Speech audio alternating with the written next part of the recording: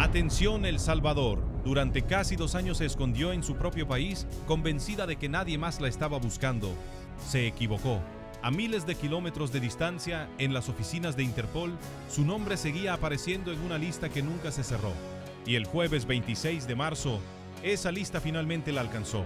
Una mujer señalada de operar para una de las estructuras criminales más peligrosas de Centroamérica cruzó de vuelta, esposada a la misma frontera que un día cruzó para escapar de la justicia salvadoreña.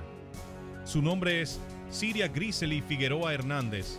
Tiene 34 años, es hondureña y durante años fue conocida en los expedientes policiales bajo un alias que muy pocos fuera de la investigación llegaron a escuchar: Siri. Lo que está a punto de conocer es la historia completa de cómo esta mujer terminó señalada como colaboradora de la Mara Salvatrucha, cómo logró huir hacia su país natal y cómo la coordinación entre 2 países terminó por encontrarla cuando ella ya se sentía a salvo. Si te interesa conocer las capturas más importantes y los operativos más impactantes contra la delincuencia en El Salvador, suscríbete ahora al canal, porque casos como este, donde la justicia cruza fronteras para no dejar impune ni un solo delito, son exactamente los que vamos a seguir contando. Todo comienza en una colonia de San Salvador Sur, un lugar donde el nombre de la pandilla no se pronuncia en voz alta por miedo. La colonia 10 de octubre, en el distrito de San Marcos, es una de esas zonas donde durante años la Mara Salvatrucha impuso lo que las propias autoridades salvadoreñas llaman el cobro de renta, un impuesto ilegal que los comerciantes y residentes debían pagar simplemente por existir dentro del territorio controlado por la pandilla. ¿Pero qué hacía exactamente una mujer dentro de una estructura tan violenta como la MS-13? ¿Y por qué su papel resultó tan importante como para que se emitiera una orden de captura en su contra? Según la investigación de la Fiscalía General de la República, Figueroa Hernández no era una simple colaboradora ocasional. Su función dentro de la estructura era vigilar los cobros de extorsión que la pandilla realizaba a los habitantes de la colonia, y de forma más específica, a los comerciantes que ingresaban a vender sus productos en esa zona. Eso significa que su rol no era el de tocar puertas para exigir dinero directamente. Su trabajo, de acuerdo con lo que documentó la Fiscalía, era supervisar que ese cobro se realizara sin fallas, que nadie se atrasara, que nadie intentara evadir el pago y que el dinero llegara a manos de la estructura sin contratiempos. Es decir, funcionaba como un eslabón de control dentro de la cadena de extorsión. Un papel que en la lógica interna de la pandilla resulta tan importante como el de quien cobra directamente, porque sin ese nivel de supervisión, el sistema completo de cobro ilegal se derrumbaría. Los comerciantes de la colonia 10 de octubre, según reconstruyen las autoridades, vivían bajo una presión constante. Cada producto que entraba a vender, cada carretilla, cada pequeño negocio, representaba una cuota que debía pagarse religiosamente. Y aquí aparece la primera pregunta que este caso deja abierta. ¿Qué pasa con los comerciantes y familias que durante años pagaron esa renta sin que nadie los escuchara? Para entender la dimensión real de este tipo de estructuras, hay que recordar cómo funciona el sistema de extorsión que la MS-13 ha mantenido históricamente en distintas zonas de El Salvador. No se trata de un cobro esporádico ni de una amenaza aislada. Es un sistema organizado, con roles definidos, donde cada persona dentro de la estructura cumple una función específica. Unos reclutan, otros amenazan, otros cobran directamente puerta por puerta, y otros, como en el caso de Figueroa Hernández, supervisan que ese cobro se ejecute sin fallas.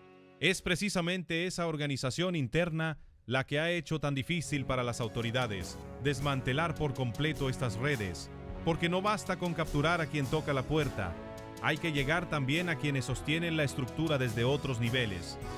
El Ministerio de Justicia y Seguridad Pública de El Salvador ha señalado en distintos informes que la extorsión ha sido durante años uno de los delitos que más ha afectado directamente la economía de los pequeños comerciantes del país. Negocios familiares, vendedores ambulantes, transportistas y propietarios de pequeños locales han sido durante mucho tiempo el blanco principal de este tipo de cobros ilegales. Precisamente porque su vulnerabilidad económica los hace más susceptibles a ceder ante la amenaza en lugar de denunciar. La respuesta empieza a construirse en 2022, cuando un tribunal de San Salvador emitió una orden de captura formal contra Figueroa Hernández. Ese año marca el inicio oficial de la persecución judicial en su contra. La orden estaba firmada, el expediente estaba armado, Las autoridades salvadoreñas sabían exactamente a quién buscaban y por qué. El problema era que para ese momento ella ya no se encontraba en territorio salvadoreño. Ella había huido. Cruzó la frontera hacia su país de origen, Honduras, en un intento por dejar atrás una investigación que ya la señalaba directamente. Y durante un tiempo, ese movimiento pareció funcionar. Se instaló en Cantarranas, un municipio del departamento de Francisco Morazán, el mismo lugar donde había nacido lejos de la colonia salvadoreña, donde su nombre ya circulaba en los reportes policiales. Pero hay un detalle que muy pocas personas conocen sobre cómo funciona la persecución judicial. Cuando un caso involucra a estructuras como la MS-13, una orden de captura local no desaparece simplemente porque el acusado cruce una frontera. Cuando las autoridades salvadoreñas confirmaron que Figueroa Hernández había abandonado el país, activaron un mecanismo que trasciende las fronteras nacionales: una notificación roja de Interpol. ¿Qué significa exactamente que Interpol emita una notificación roja contra una persona? No se trata de una simple alerta migratoria. Una notificación roja es una solicitud internacional para que cualquier país miembro localice y, de ser posible, detenga provisionalmente a una persona con miras a su extradición. Es la herramienta que convierte una búsqueda local en una búsqueda global, y es exactamente lo que permitió que la investigación contra Figueroa Hernández no se detuviera en el momento en que ella cruzó hacia Honduras. Durante meses, ese expediente permaneció activo mientras ella construía una vida aparentemente tranquila en Cantarranas. Nada indicaba desde su perspectiva que las autoridades hondureñas estuvieran a punto de tocar su puerta. Sin embargo, la coordinación entre las fuerzas de seguridad de ambos países no se había detenido ni un solo día. ¿Y qué hace que un caso como este sea diferente a otras capturas de colaboradores de la MS-13 que hemos visto en los últimos meses? La respuesta está en el nivel de coordinación institucional que se activó desde el primer momento.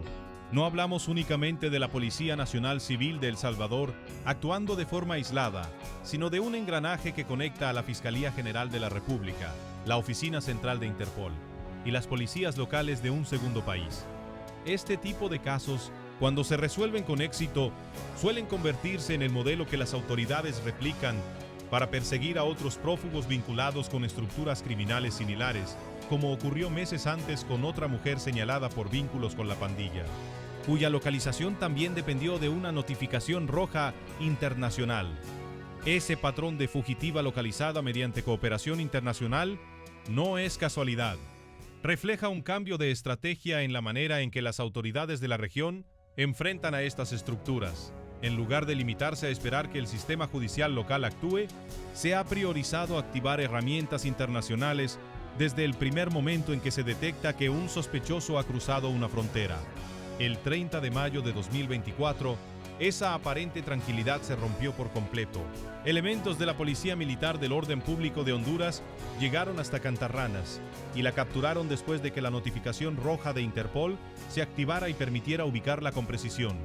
Y este es uno de los momentos más importantes de todo el caso, porque revela algo que pocas veces se explica con claridad. La captura no fue producto de la casualidad, sino del resultado directo de meses de cooperación internacional entre policías de dos países distintos. Desde ese momento, Figueroa Hernández quedó bajo custodia hondureña, pero su historia legal apenas comenzaba. Fue trasladada a la Penitenciaría Nacional Femenina de Adaptación Social, mientras un juez de extradición de primera instancia analizaba la solicitud presentada formalmente por el Estado salvadoreño. ¿Qué pasaría si el proceso de extradición se estancaba o si ella lograba impugnar con éxito su entrega a El Salvador? Esa incertidumbre se mantuvo durante meses. El proceso judicial de extradición no es inmediato. Requiere audiencias, presentación de pruebas y la revisión de cada uno de los tratados internacionales vigentes entre ambos países. El 2 de septiembre de 2024 se realizó la audiencia de presentación y evacuación de pruebas ante el juzgado de extradición hondureño, un paso decisivo dentro del expediente. Y en esa misma fecha, el juez concedió la solicitud presentada por El Salvador, dando luz verde al proceso que, con el tiempo, terminaría con su entrega oficial. Pero conceder una extradición y ejecutarla son dos cosas completamente distintas dentro del sistema judicial. Aquí aparece otro dato que muy pocas veces se explica en este tipo de casos. Aunque la autorización judicial se dio en 2024, la extradición formal firmada por la Corte Suprema de Justicia de Honduras, no se concretó sino hasta junio de 2025. Casi un año completo transcurrió entre la autorización del juez de primera instancia y la ratificación final por parte del máximo tribunal hondureño. Ese tiempo no fue un simple trámite burocrático. Cada extradición de este tipo, especialmente cuando involucra a una persona vinculada con estructuras criminales transnacionales como la MS-13, pasa por revisiones adicionales para garantizar que se cumplan todos los estándares legales internacionales, tanto los del país que solicita como los del país que entrega. Solo después de que la Corte Suprema de Justicia de Honduras diera su autorización definitiva, el proceso pudo avanzar hacia su etapa final, la entrega física. ¿Por qué un proceso de extradición puede tardar tanto tiempo, incluso cuando ya existe una condena o una orden judicial firme? La respuesta tiene que ver con la naturaleza misma de la cooperación entre estados. Ningún país entrega a un ciudadano a otro sin antes verificar que se respeten los tratados internacionales vigentes, que el proceso judicial en el país solicitante haya sido transparente y que la persona no vaya a enfrentar un trato que viole sus derechos fundamentales. En el caso de Honduras y El Salvador, ambos países cuentan con mecanismos de cooperación judicial ya consolidados. Pero incluso así, cada expediente debe pasar por instancias como el juzgado de extradición de primera instancia y posteriormente por la revisión y autorización final de la Corte Suprema de Justicia. Durante todo ese periodo, mientras el expediente avanzaba por las distintas instancias judiciales hondureñas, Figueroa Hernández permaneció bajo custodia en la Penitenciaría Nacional Femenina de Adaptación Social. Es decir, en ningún momento del proceso quedó en libertad ni tuvo posibilidad de intentar una segunda fuga.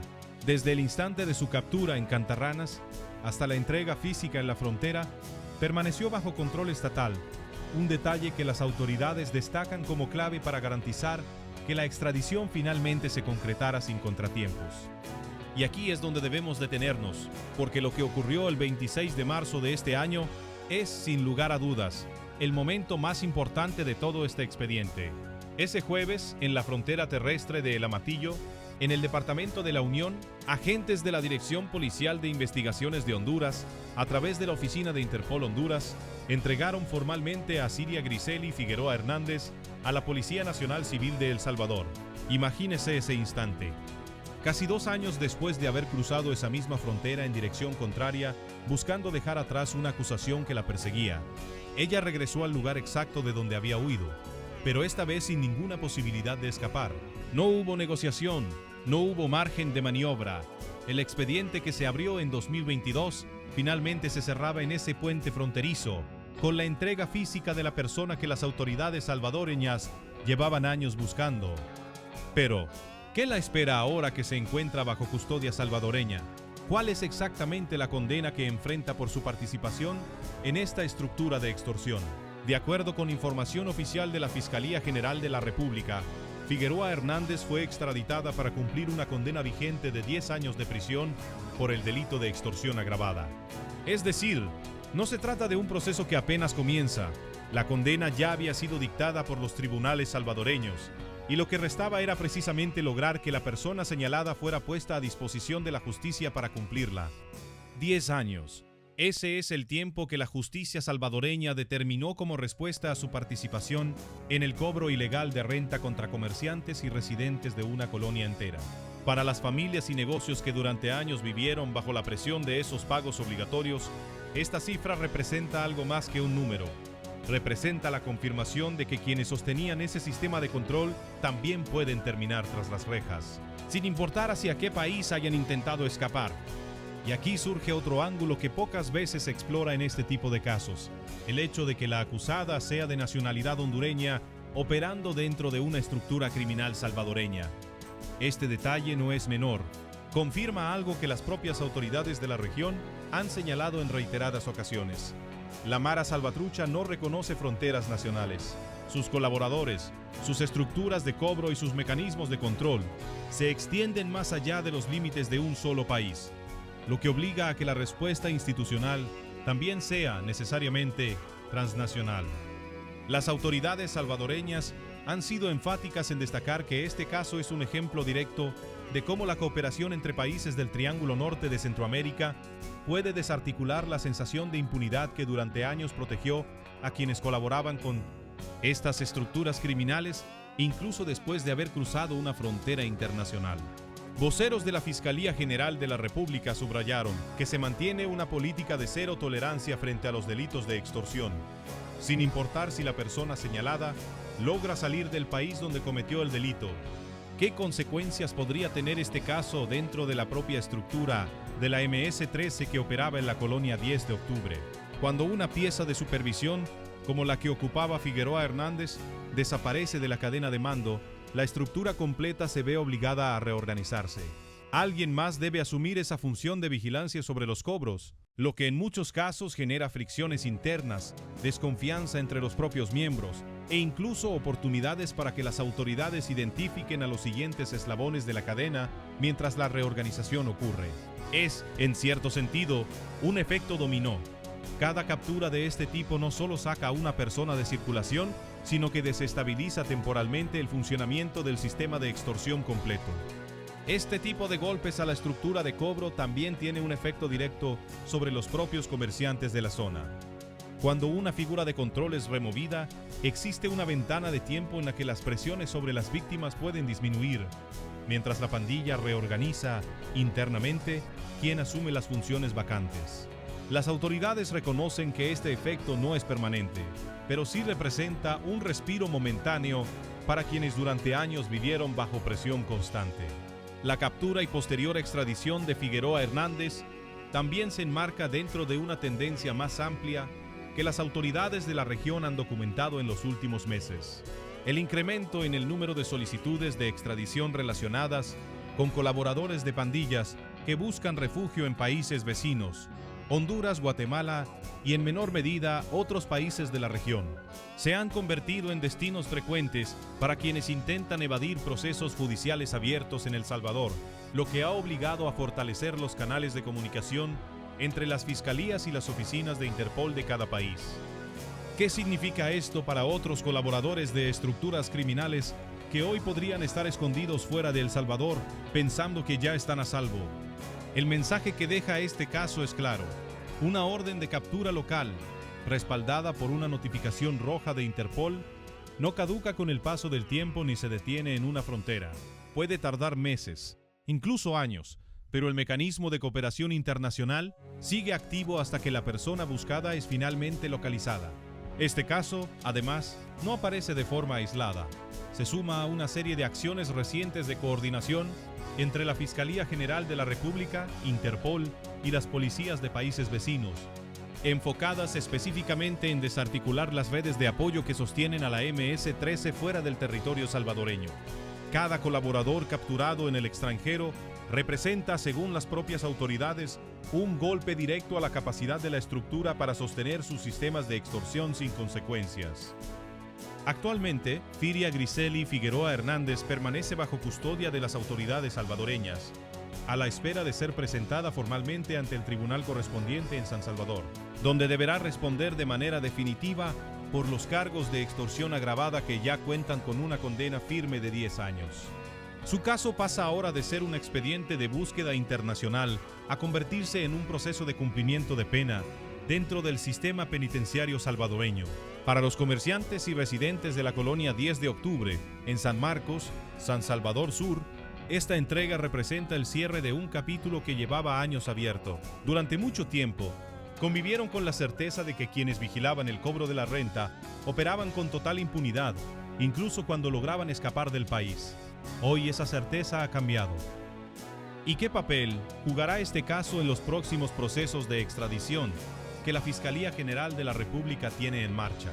De acuerdo con lo que han señalado voceros institucionales, cada expediente que se resuelve con éxito se convierte en un precedente que fortalece la confianza entre las instituciones de ambos países. Cuando un proceso de cooperación como este culmina con la entrega física del acusado, se refuerzan los canales de comunicación y los protocolos que se utilizarán en futuros casos similares, lo que reduce los tiempos de respuesta ante nuevas solicitudes. Esto es particularmente relevante si se toma en cuenta que la MS-13 no es una estructura que opere de forma aislada dentro de un solo país. Investigaciones de distintas fiscalías de la región han documentado durante años cómo sus redes de apoyo, sus rutas de comunicación y, en algunos casos, sus propios miembros se desplazan entre El Salvador, Honduras y Guatemala con relativa facilidad, aprovechando vínculos familiares, redes de conocidos o simplemente la porosidad de ciertas zonas fronterizas. Cada caso resuelto mediante cooperación internacional, como el de Figueroa Hernández, representa un golpe directo a esa capacidad de movilidad que durante años ha sido una de las principales fortalezas de la estructura. Por ahora, el expediente de Siria Grisel y Figueroa Hernández pasa a manos del sistema penitenciario salvadoreño, donde deberá cumplir la condena de 10 años que los tribunales ya le habían impuesto. Su caso queda registrado como uno de los ejemplos recientes de cómo la cooperación entre países puede cerrar tarde o temprano, incluso los expedientes que parecían destinados a quedar abiertos indefinidamente.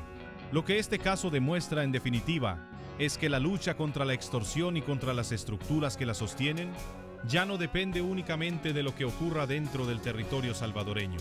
Depende también de la voluntad de países vecinos como Honduras para colaborar, de la efectividad de mecanismos internacionales como las notificaciones rojas de Interpol, y de la persistencia de instituciones como la Fiscalía General de la República para no cerrar un expediente hasta que la persona señalada sea finalmente puesta a disposición de la justicia. Casi 2 años pasaron entre la orden de captura y la entrega física en la frontera del Amatillo.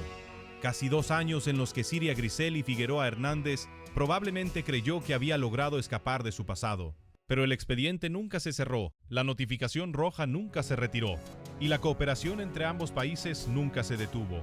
Al final, la frontera que un día cruzó para huir fue exactamente el mismo lugar donde la justicia finalmente la alcanzó.